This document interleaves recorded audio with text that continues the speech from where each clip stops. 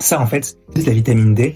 Et j'en prends donc 3 gouttes pour les jours parce que quand j'ai fait ma prise de sang avec Aro, j'ai vu que j'avais une très grosse carence en vitamine D.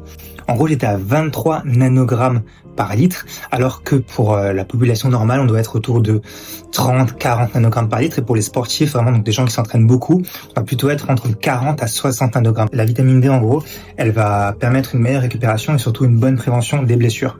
Et comme nous, on est sportifs, on fait un peu les malins, mais la plupart du temps, on a des grosses carences en vitamine D. Donc c'est important de faire une prise de sang pour voir si on a une carence ou pas. Et surtout, nous, on s'entraîne beaucoup.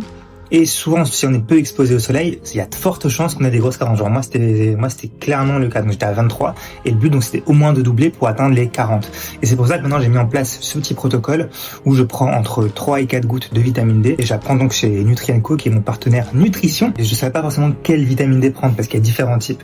Donc, j'ai demandé à l'intelligence artificielle de Aro, donc, qui avait le suivi de ma prise de soin, de mon bilan médical, quelle vitamine D je pouvais prendre. Et ils m'ont dit de prendre justement de la D3, issue de la noline, c'était très bien. Et il se trouvait donc Nutrien&Co avait ce type de vitamine, c'est nickel maintenant. Tous les jours, je prends donc 3 gouttes de vitamine D et on verra à la prise de sang suivante si cette carence elle a été effacée ou pas. Et donc il faut continuer, modifier le protocole et tout ça. Pour les sportifs, comme on s'entraîne beaucoup, je pense que c'est un point où il faut faire attention parce qu'on ne doit pas juste être dans la norme comme le reste de la population en fait. On doit vraiment viser un niveau qui nous permette de performer et donc être au-dessus de la norme pour éviter justement tout ce qui est les blessures et mieux récupérer. Et t'as plus, si tu veux suivre le reste de mes optimisations, abonne-toi.